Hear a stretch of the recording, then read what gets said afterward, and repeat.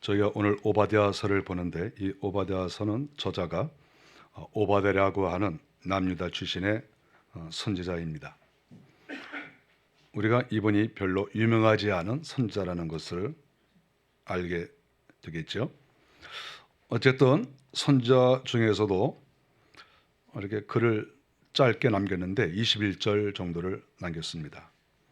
에스겔이나 에레미야, 이사야, 다니엘 이런 선지자들과 비교했을 때 아무래도 좀 활약상이 떨어지는 그런 선지자라고 볼 수가 있습니다. 오바댜라고 하는 이름도 성경에서 무려 13번이나 나오는, 즉 동일 이름을 가진 그런 사람이 그렇게 많이 있다는 것이고, 또 유다 나라에서는 오바댜가 아주 흔한 이름을 가지고 있다, 이렇게 볼 수가 있습니다. 그렇다 할지라도 오바댜는 하나님의 사람이고 또 하나님께서 말씀을 주신 그러한 선지자이기 때문에 하늘나라에서는 상당히 유력한 그런 사람일 걸로 이렇게 생각을 합니다. 1절에 보니까 그가 하나님 앞에 묵시를 이렇게 받았다고 말을 하고 있습니다.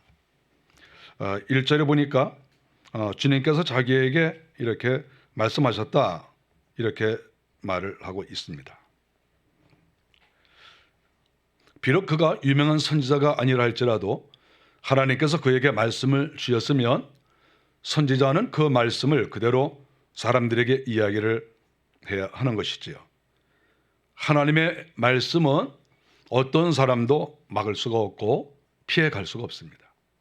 하나님이 말씀하시면 그것으로 끝이죠. 미련한 인생들이 하나님의 뜻이나 하나님의 말씀이 있어도 자기의 욕심이 있어서 자기의 계획이 있으니까 거스르기도 하고 또 자기의 주장을 내세우기도 하는데, 그런 사람이야말로 아주 무지하고 바보 멍청이와 같다, 이렇게 말할 수가 있죠. 세상으로 봐서는 상당히 핸섬하고 또 지식이 많이 있을지 몰라도 하나님의 말씀을 어기는 그런 사람은 그런 바보와 같다, 이렇게 말할 수가 있습니다. 오바댜 선지자는 분명히 자기가 하나님의 말씀을 들었다, 하나님께서 자기에게 묵시를 이렇게 주셨다, 이렇게 분명히 말씀을 했는데 우리는 그거를 믿습니다. 그러면 하나님께서 오바댜를 통해서 하시고자 하는 그 말씀은 어떤 것일까? 성경에 보니까 하나님이 에돔에 대한 말씀인데 그 말씀은 심판에 대한 말씀입니다. 에돔에 대한 말씀. 하나님은 어떤 예언의 말씀을 하실 때 정확하게 어느 나라, 어느 민족, 이런 어떤 부류를 하나님께서는 딱 정해서 이렇게 말씀을 하시는 것이죠. 그랬을 때 에돔이라고 하는 나라를 하나님께서 딱 정하시고, 내가 이 나라에 내가 심판을 하겠다, 네가 이 말을 전해라, 내가 너한테 한 말 그대로 너는 말을 하라, 이렇게 하나님께서 이 오바댜에게 말씀을 하신 것입니다. 이 예언의 말씀을 주신 이때가 언제쯤일까, 이렇게 생각해 보면 남쪽 유다가 이미 망했을 때라고 보고 있습니다. 남쪽 유다가 망했어요. 그러니까 BC 586년이 됐겠죠. 그러니까 그 이후에 하나님께서 오바댜에게 말씀을 하신 것이지요. 이 남쪽 유다는 그 주변에 있는 여러 나라들과 특별히 바벨론의 침공으로 망하지 않았습니까? 그 주변에 여러 나라들이 많이 있었죠. 하나님께서 그 한 나라 한 나라에 대해서 다 심판하시는 것을 볼 수 있죠. 하나님의 백성을 공격한다? 하나님께서는 그것을 그때는 허용했을지 모르지만 시간을 두고 하나님께서 심판하시는 것을 알 수 있습니다. 특별히 하나님이 이 에돔에 대해서 심판을 하시는 이유가 뭐냐 하면, 이 에돔이 이스라엘 나라를 멸망시키는데 일조를 했거든요. 그리고는 아주 그가 이스라엘을 업신여기고 또 비아냥거렸다는 것을 알 수 있습니다. 뭐 너희들 망했지? 너희들 뭐 하나님 믿는다고? 야, 너희들 한번 당해봐라. 야, 이렇게 큰 나라가 오고 우리들이 다 이렇게 힘을 합하니까 너 하나쯤 아무것도 아니야. 이렇게 생각을 하고 이스라엘 나라가 망했을 때 이렇게 기뻐했다는 것을 알 수 있습니다. 하나님의 사람이 망하는 것을 좋아하는 것은 자살과도 같은 거예요. 자살. 나는 죽어야 되겠다. 이번 기회에 내가 죽자. 여러분, 이런 거하고 똑같은 거예요. 특별히 그 이스라엘 산은 그 예루살렘 산, 그 시온산이라고 우리가 말을 하죠. 시온산의 높이가 뭐 약 750m 정도 된다고 생각합니다. 약 750m. 그런데 오늘 성경에서 말하는 이 세일산, 이 에돔 사람들이 거주하고 에돔 사람들이 자랑하는 이 산은 한 200m가 더 높아요. 그래서 저는 이런 생각을 해요. 이렇게 이 사람들은 산에 많이 살았거든요. 이스라엘 사람도 예루살렘에 많이 거주하고 또 에돔 사람들도 이 세일산에 많이 거주했는데, 물론 직접 보이지는 않지만 멀리서는 볼 수 있죠. 그래서 저 세일산 높은 곳에 이렇게 올라가 가지고 저쪽에 건너편에 보니까 뭐 예루살렘 뭐 자기 산보다 낮잖아. 이렇게 한 200m 낮잖아요. 그러니까 멀리서 이렇게 보면서 야, 저 이스라엘 나라 망했어. 저 예루살렘 저 망했어. 저 시온산 저 망했어. 우리 세일산이 최고야. 저 뭐 하나님 믿는다 그러더니 폭삭 망했네. 저 높은 곳에 올라가서 저쪽을 바라보면서 에돔 사람들이 이런 말을 했을 것으로 이렇게 생각을 합니다. 하나님께서 이러한 모습을 보고 분노하셔서 1절에 보니까 하나님이 보내신 사자가 열국 중에 보냄을 받았다, 이렇게 말을 하고 있습니다. 그러니까 하나님께서 이스라엘 나라가 망한 것을 좋아하는 에돔을 보시고 하나님의 사자를 보냈다는 거예요. 하나님의 사자는 사람이 아닐 거로 생각합니다. 그냥 천사를 보낸 거죠. 그래서 그 주변에 있는 다른 강대국이 있어요. 그 강대국의 그 왕과 그 어떤 귀족들을 충동질해서 저 에돔을 공격하도록 이렇게 했다는 것이죠. 하나님께서는 직접 공격하시지 않아요. 그런 경우는 별로 없습니다. 하나님은 다른 나라를 통해서 징계를 내리시는 거죠. 그래서 하나님이 사자를 다른 나라에 보내셔서 이렇게 에돔을 공격하라, 이렇게 충동을 하게 하시고, 그래서 다른 나라가 이 에돔을 공격하게 하는 이러한 과정을 거쳤다, 이렇게 말씀을 하고 있습니다. 하나님께서 2절에 보니까 내가 너를 나라들 가운데 매우 작게 하였으므로 네가 크게 멸시를 받느니라. 너희가 지금은 상당히 큰 나라고 너희들이 거들먹거리지만 내가 너를 조그맣게 만들 거야. 내가 너를 아주 작은 나라로 만들 거야. 아니, 나라라고 말할 수도 없는 그저 조그만 동네로 만들어 버릴 거야. 그래서 여러 나라 사람들이 멸시를 하도록, 2절에 보니까 멸시를 받느니라, 멸시받도록 내가 하겠다. 하나님께서 이렇게 완전히 위치를 바꿔주시는 것이죠. 좋은 자리에서 낮은 자리로 이렇게 바꾸시는 것이죠. 우리가 이러한 하나님의 말씀을 읽을 때마다 우리는 늘 두려운 마음을 갖습니다. 아, 하나님께서는 모든 것을 통치하시는구나. 하나님을 믿든지 믿지 아니하든지, 강한 자든지 낮은 자든지, 부유한 자이든지 그렇지 못한 자든지 다 하나님의 손에 있구나. 하나님이 모든 것을 주장하신다. 우리가 이런 것을 믿을 수밖에 없고, 우리가 성경을 읽을 때마다 겸손해질 수밖에 없는 거예요. 아, 우리는 아무것도 아니구나. 내가 오늘 어떤 좋은 환경에 있다 할지라도 이 환경을 뒤집을 수 있는 분이 하나님이시구나.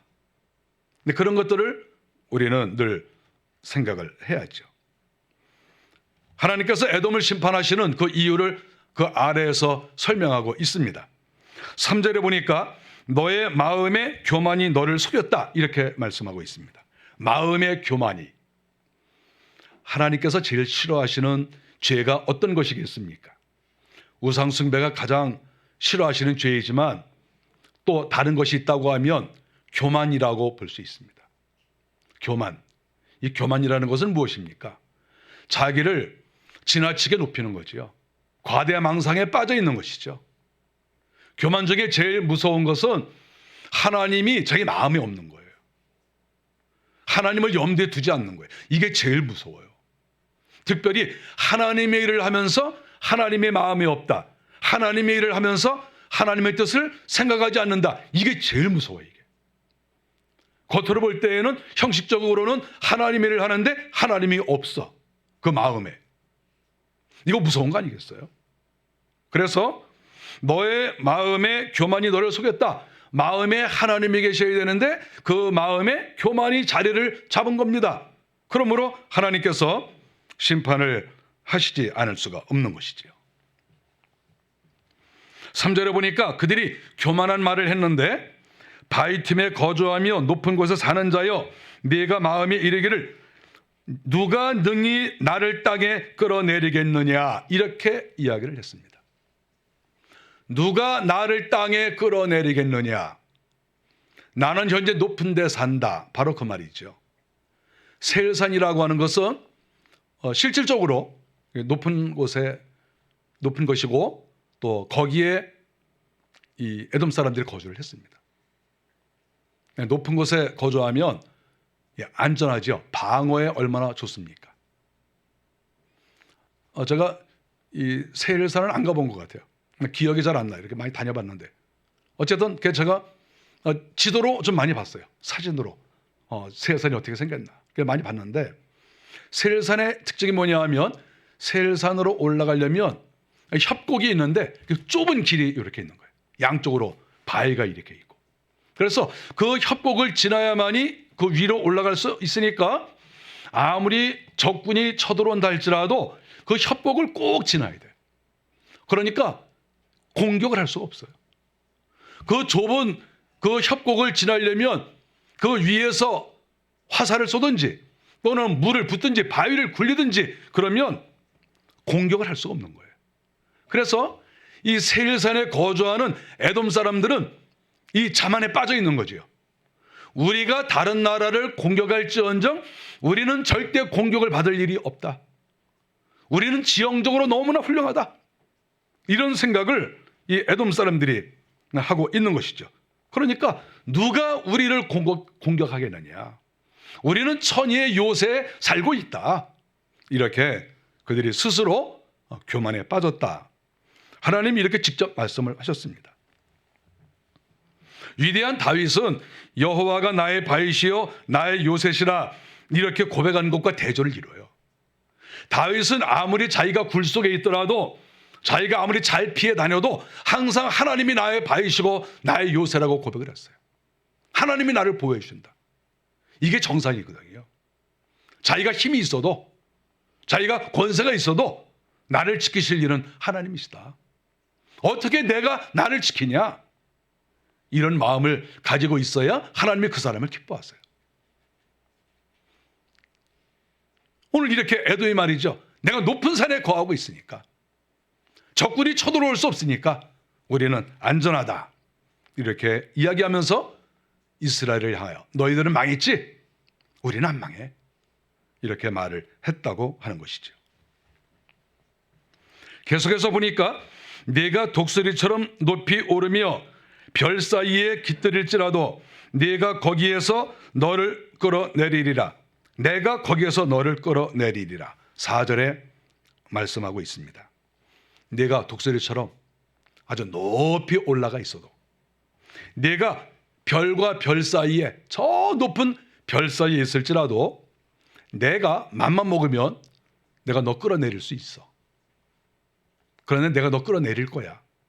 이렇게 말씀을 하시는 것이죠. 얼마나 무서운 말입니까?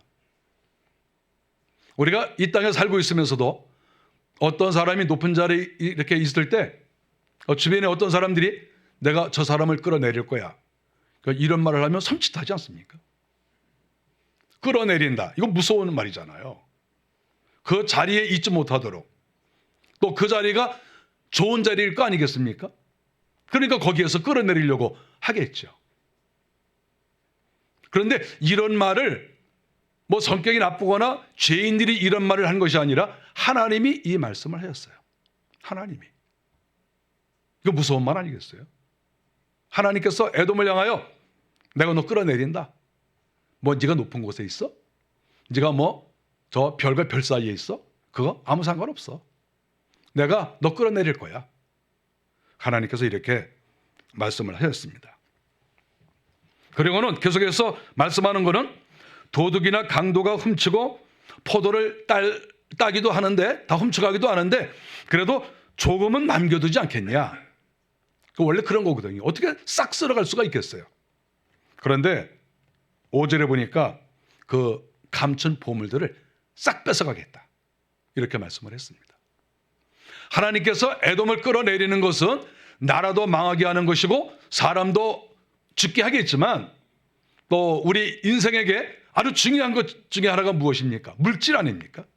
그런데 그 물질을 뺏어가겠다, 이렇게 말씀을 하시는 것이죠. 이 에돔은 그때 당시에 우리가 페트라 지역이라고 보통 말을 하는데, 그 지역이 그 무역의 요충지입니다. 그래서 상인들이 많이 오고 가고 있죠. 그래서 수입이 굉장히 좋았어요. 그 기록에 보면은 물장사를 많이 했다고 그래요. 물장사. 그 주변에 100km 이내에 물이 없었대요. 100km 이내에. 거기만 물이 딱 나는 거예요. 완전 독점 아니겠어요? 물 한 그릇 딱 팔고 10,000원 내세요. 그것도 안 사 먹을 수가 없어요. 100km 안에 물이 없으니까. 완전 독점이에요. 그러니까 잘 살 수밖에 없어요. 그래서 그들이 많은 물질을 이렇게 얻었습니다. 다 금과 은과 이런 보물류로 다 바꿔놨겠죠. 그리고 그것을 가지고 세일산으로 올라갔어요. 세일산으로 올라가면 굴이 많습니다. 그 굴에 자기 집 하나 거기다 이렇게 마련해 놓고 거기다가 보물을 쌓아놓는 거예요. 그래서 그 세일산의 굴에는 보물이 굉장히 많았다 하는 것이 역사적으로 다 기록이 나와 있습니다. 그러니까 하나님께서 그것을 모르실 리가 없죠. 그러니까 하나님의 말씀은 네가 가지고 있는 보물도 싹 가져가게 만들겠다. 너희 나라 망하는 거? 그거 뭐 당연한 거고, 너희들 죽는 거 당연한 것이고, 너희들의 재산 싹 뺏어가겠다. 너희들 재산 얼마야? 너희들 그 보물 얼마야? 내가 싹 다 도적들에게 빼앗기도록 내가 만들겠다. 너희가 아무리 많아도 그거 자랑하지 마. 한순간에 없어져. 이렇게 하나님께서 말씀을 하셨습니다. 그리고 이제 오바댜가 예언을 했는데 그 예언이 다 이루어졌거든요. 7절에 보니까 또 주변 동맹국들에게 배반을 당할 것을 또 예언을 했습니다. 지금까지 주변의 여러 나라들이 서로 힘을 합해서 이스라엘을 공격하기도 하고 또 여러 가지 자기들끼리 어떤 행위를 했겠죠. 그런데 지금까지 도왔던 사람들이 하나둘 떠나는 것이죠. 이 나라도 떠나고 저 나라도 떠나고, 한 나라 한 나라 다 떠나는 거예요. 그럴 리가 없는데 자기가 그동안 매수를 했는데 이게 안 되는 것이죠. 그래서 그 주변에 있는 그 여러 나라들, 모압, 암몬, 두로, 시몬, 여러 나라들, 그 나라들이 하나둘 다 떠나더니 아무 힘이 없는 그런 나라가 된 것이죠. 그래서 이 예언이 있고 200년이 지나서 우리가 기록에 보면 나바티안족이라고 있습니다. 우리가 지도에 보면 고대 지도를 보면 나와요. 그 나바티안족이 있는데 그 나바티안족이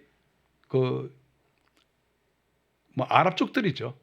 이스라엘 남부에 발흥한 그러한 나라인데 그 사람들이 에돔을 공격을 했습니다. 공격을 해서 완전히 박살을 내버렸죠. 그래서 에돔 사람들이 거의 다 죽고 일부분이 그 세일산에서 떠나서 그 이스라엘 나라 유다 지파가 살고 있던 그 유다 지파 땅 그 아래쪽에 숨어 들어왔어요. 조금 이렇게 살았습니다. 그러다가 역사 속에서 완전히 사라졌습니다. 에돔이라는 나라는 찾을 수가 없어요. 그냥 끝장이 난 거죠. 9절에 보니까 하나님께서 예언하시기를 에서의 산에 있는 사람은 다 죽임을 당하여 멸절되리라.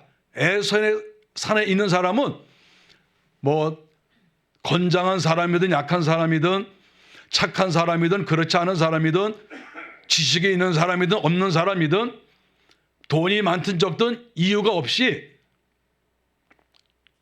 에서의 산에 있는 사람은 다 싹 죽여버린다. 하나님이 이렇게 예언을 하셨고 그 예언이 다 이루어졌습니다. 드마나 내 용사들이 놀랄 것이다. 드만이라고 하는 거는 드만, 대만 다 똑같은 말이거든요. 에서의 손자예요. 그러니까 드마나 대마나 이런 거는 에서의 손자. 에서가 그렇게 애지중지하는 그런 손자. 그 손자가 굉장히 잘 된 거거든요. 그런데 하나님께서는 하여간 이 에서의 산에 있는 사람들, 이 사람들은 싹 죽여버리겠다. 세일산에 있는 사람들은 다 죽여버린다. 이렇게 성경에 말씀을 하고 있는 것이죠. 얼마나 무서운 이야기입니까? 저는 이 말씀을 보면서 이런 생각을 했습니다. 이 에돔의 산, 이 세일산에 살고 있었던 이 사람들은 자기들의 산이 높다. 시온산보다 200m가 더 높다. 그리고 우리가 더 안전하다. 우리가 시온산을 공격해서 이스라엘을 망하게 했다. 여러 가지 교만할 내용들이 있습니다. 우리는 굴도 많아서 숨을 데도 많다. 우리는 보물도 많다. 온갖 그러한 교만할 내용들이 많이 있죠. 그런데 문제는 하나님께서는 이 시온산, 즉 예루살렘에 있는 산이 시온산이잖아요. 시온산에 있는 이스라엘은 망할 때도 있었어요. 하나님께 잘못 살아서 망할 때도 있었는데 하나님이 결국은 또 회복시켜 주시고 또 살려주시고 이렇게 했습니다. 그래서 예루살렘은 그래도 지금까지도 건재하지 않습니까? 어쨌든 시온산과 이 에돔의 산, 이 세일산의 차이는 무엇인가 그랬을 때 시온산은 하나님께 징계를 받기도 하고 공격을 당하기도 하고 여러 가지 어려움이 있지만 그러나 시간이 지나면서 계속 회복이 된다 하는 것이죠. 그런데 에돔의 산, 이 세일산은 하나님의 공격을 받고 영원히 멸망했다. 그것이 이 양산의 차이점이다. 이렇게 생각을 합니다. 그래서 시온산은 회복의 상징이고 세일산은 완전히 망한 것의 상징이다. 이렇게 볼 수가 있죠. 왜냐하면 시온산은 하나님을 두려워하는 산이죠. 하나님이 임재하시는 산이고 하나님께 예배하는 산이고 그러니까 하나님께서 회복을 하시는 거죠. 그러나 세일산은 교만의 산이죠. 그리고 사실 이 세일산에는 지금도 큰 신전이 있습니다. 신전이 있는 이방신을 섬기는 그런 산이니까 하나님께서 그들을 심판하셨다 하는 것을 알 수가 있습니다. 7절에 보니까 하나님께서 이 에돔의 산에 있는 에돔 사람들에게 하시는 말씀이 7절에 네가 지각이 없음이로다 이렇게 말씀하셨습니다. 지각이 없다. 지각이 없다는 말은 무슨 말일까요? 저는 이 지각이 없다는 것은 전 똑똑하지 못하다거나 지혜가 없다거나 이 정도가 아닐 걸로 생각이 됩니다. 여기서 하나님 말씀하시는 너희는 지각이 없다 하는 이런 것은 세상 물정 모른다 이 정도가 아니고 하나님의 뜻을 모른다 이런 거 아니겠어요? 하나님께서는 세상을 통치해 나가시는 그러한 방법이 있어요. 하나님은 원리가 딱 있습니다. 정해져 있는 게 있어요. 옛날부터 지금까지 변하지 아니하는 그런 원리가 있죠. 하나님이 이 세상을 통치해 나가시는 가장 중요한 것은 무엇이겠습니까? 죄를 회개하는 것이고 겸손한 것이고 하나님을 의지하는 것이고 말씀대로 살려고 애쓰는 것이고 그러면 하나님이 사랑하시고 서로 잘못을 해서 심판을 받는 경우도 있더라도 하나님이 금방 회복을 시켜주세요. 그것이 하나님께서 세상을 통치하시는 방법이에요. 그래서 하나님을 잘 믿으면 항상 기회가 있어요. 항상. 언제든지 하나님께 엎드리기만 하면 하나님께서 은혜를 베풀어 주세요. 언제든지. 내가 10% 망했을 때든 50% 망했을 때든 100% 망했을 때든 언제든지 하나님은 기회를 주세요. 이게 하나님의 마음이에요. 그런데 하나님께 속하 있지 않은 사람은 세상을 의지하고 물질을 의지하고 자기를 의지하는 것이죠. 하나님께 나가지 않고. 그러면 잘 되는 것 같지만, 지금은 잘 사는 것 같지만 시간이 지나가면 언제 하나님께 심판을 받을지 모른다는 것이죠. 이것이 시온산에 거하는 사람과 이 에돔의 산에 거하는 사람의 차이다. 우리가 이거를 알아야 돼요. 그런데 지각이 없다는 거예요. 너희가 이걸 몰랐다는 거예요. 하나님만 의지해라. 그러면 잘못된 것도 용서해주고 내가 너희들을 가는 길 인도한다. 근데 왜 너희들은 왜 시온산에 거할 생각을 하지 않고 왜 자꾸 에돔의 산에 거하려고 하느냐. 그 교만의 산. 물론 보물을 잔뜩 쌓아놓고 또 높이 있으니까 안전해 보이지만 그러나 그거 아무것도 아니다. 하나님이 맘만 먹으면 너희들 한순간에 거지돼. 이것이 하나님의 뜻인데 네가 지각이 없다 이렇게 말씀하시는 거죠. 하나님의 뜻을 모르는 거예요. 하나님이 어떻게 행하시는지, 지금 하나님의 손길이 어떻게 움직이고 있는지, 하나님의 축복과 하나님의 저주의 칼이 어떻게 움직이고 있는지 이거를 내가 영적인 눈으로 보지 못하니까 결국은 이 지경이 되었다. 그것을 하나님께서 가르쳐주고 있는 것입니다. 지각이 없다. 왜 지각이 없겠습니까? 옛날에는 지각이 있는 사람이 있었겠죠. 이 에돔의 산에도 에돔의 나라에 지각이 있는 사람이 없었겠습니까? 과거에는 다 있었죠. 그런데 하나님께서 이 나라 저 나라로 떠나가게 하시고 다 죽이시고 다 이렇게 하셨겠죠. 또 지각이 있는 사람이 대우를 못 받으니까 또 기도도 열심히 하지 않고 뭐 지각이 있으면 뭐 합니까? 인정을 안 해주는데 그러니까 점점 영적으로 쇠퇴해졌다. 이렇게 볼 수가 있습니다. 시편 24편 3절에 보면 이런 말이 나옵니다. 여호와의 산에 오를 자 누구인가?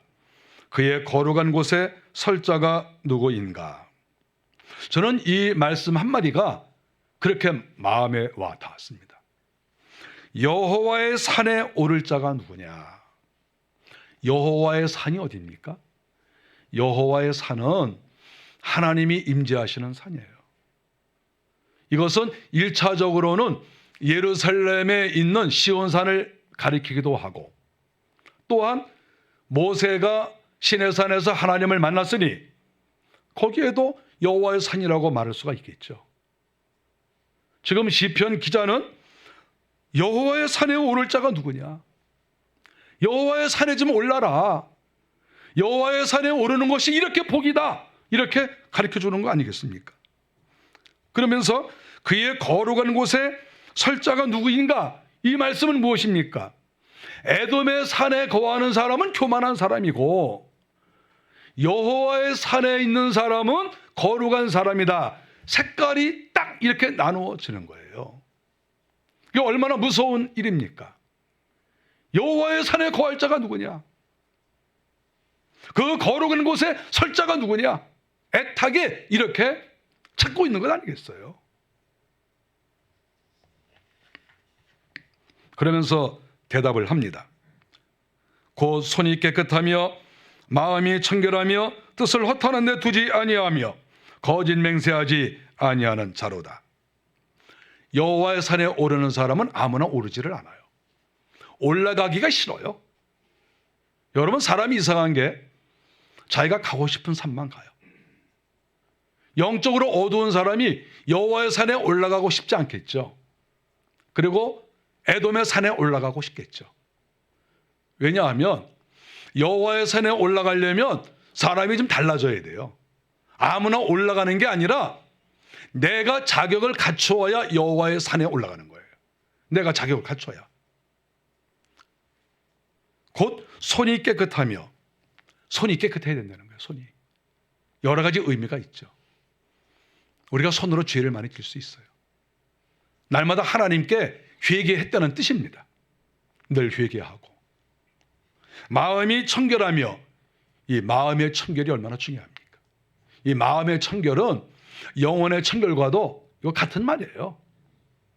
늘 죄를 회개하고, 그 영혼이 깨끗하고 마음도 깨끗하고 욕심으로 가득 차 있지 않고 깨끗한 뜻을 허탄한 데 두지 아니하며, 그 사람이 소원하는 것이 아주 말도 안 되고 형편없는 그런 소원을 가진 것이 아니라 하나님 앞에서 아름다운 소원을 갖고, 거짓 맹세하지 아니하며, 사람들은 거짓 맹세를 너무 많이 하죠.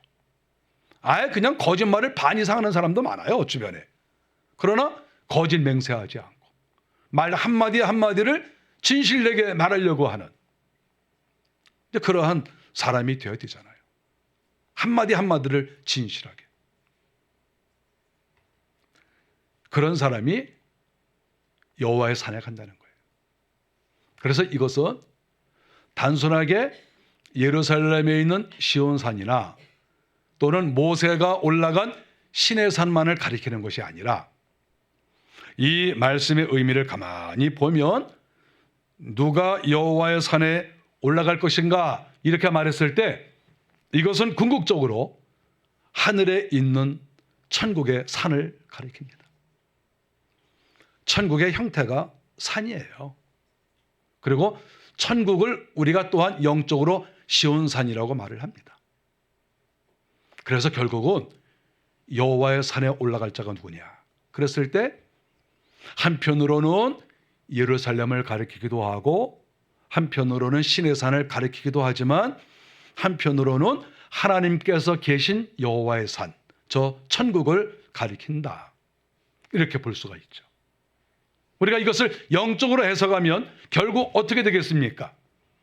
여기서 말하는 여호와의 산은 천국을 가리키고 시온산도 천국을 가리키는데, 에돔의 산, 이 에돔의 산은 그러면 어떤 산이겠습니까? 이 세상의 산이 아니겠습니까? 이 세상의 산, 세일산이 바로 그런 산이잖아요. 에돔의 산이 바로 그렇잖아요. 봄을 잔뜩 쌓아놓고 자기들이 요새를 만들어 놓고 여기가 우리나라야 이렇게 말한 것처럼, 이 세상을 자기가 큰 애착을 가지고 거기에서 몸담으면서 거기에 주저앉아서, 나는 천국도 필요 없고 나는 시온산 가는 것도 필요 없고 나는 여기 눌러 앉아서 나는 여기에서 행복하게 살 거야, 이렇게 생각하는 사람, 이런 사람이 시온산에 올라가지 않고 에돔의 산에 살고 있는 사람이다, 이렇게 말할 수가 있죠. 저는 오늘 이 말씀을 보면서 그런 생각을 했습니다. 우리가 지금 어디에 살고 있는가? 정말 내가 시온산에 있는가? 내가 시내산에 있는가? 정말 내가 여호와 하나님께서 계시는 저 하늘 시온산에 내가 있는가? 그리고 그 산을 바라보고 살고 있는가? 이 부분에 대해서 생각을 해야 됩니다. 정말 내가 그런가? 만일에 내가 이 땅에 자리 잡고 이 땅이 너무나 좋고 기도의 자리, 하나님을 만나는 자리, 내 생명이 구원되는 자리, 천국의 자리를 바라보지 않고 내가 이 땅에서 만족하고 살고 있다고 하면 지각이 없는 사람이지요. 성경에 기록이 되어 있는 것처럼 지각이 없다. 교회 안에도 지각이 없는 사람이 있을 수 있어요. 세상에 만족하고 하나님을 바라보지 않는 그런 사람이 있죠. 우리가 정신 차리고 갈아타야 돼요. 우리가 세일산은 여기 있고 시온산이 여기 이렇게 있는데, 어느 산에 올라가는 거, 그 결정은 본인이 하는 거예요. 시온산에 올라갈 것인가? 내가 에돔의 산에 올라갈 것인가? 하늘 시온산으로 내가 향할 것인가? 내가 이 땅의 산을 좋아하다가 망하는 그런 산으로 내가 들어갈 것인가? 그것은 본인이 결정할 수가 있겠죠. 그러나 목사의 마음으로는 어떻겠습니까? 시온산에 가지 마세요. 그렇게 할 리가 없겠잖아요. 여러분들 정신 차리시고 에돔의 산에서 빨리 나오세요. 에돔의 산에서 빨리 나오시고 그 세일산에서 빨리 나오시고 동굴 속에 들어가 있지 말고 빨리 다르게 나오시고 그 동굴에서 매일 보물이나 이렇게 만져가면서 여기가 너무 좋다고 빨리 그거 손 놓으시고 이리 오세요. 이리 오시고 시온산에는 보물도 없고 시온산에는 뭐 별것 없는 것 같아도 거기에는 하나님께 예배하는 자리니까 이쪽으로 오세요. 목사는 이렇게 하는 거 아니겠어요? 그것이 당연한 것이고 그것이 사는 길이죠. 새해를 맞이해서 우리 교회 성도들이 지금 내가 어느 산에 머물러 있는가? 내가 어느 산에 마음을 두고 있는가? 내가 어느 산에 오르려고 하고 있는가? 이런 것들을 냉정하게 지각 있게 생각하시면서 하나님이 계시는 곳, 하나님께 예배하는 곳, 믿음이 있는 곳, 그리고 생명이 있는 곳, 그리고 내가 영원히 거할 곳, 저 하늘 시온산, 이 산을 생각하시면서 살아야 됩니다. 시온산에서 잘 계시는 분은 계속 잘 계시고 저 에돔의 산 궁금해하지 마시고 거기가 그렇게 좋다며 그런 생각하지 마시고 에돔의 산에 있는 분들은 빨리 탈출하셔서 시온산으로 갈아타시고 자리를 옮기셔서 축복된 우리의 신앙생활을 다 하시기를 바랍니다. 기도하겠습니다.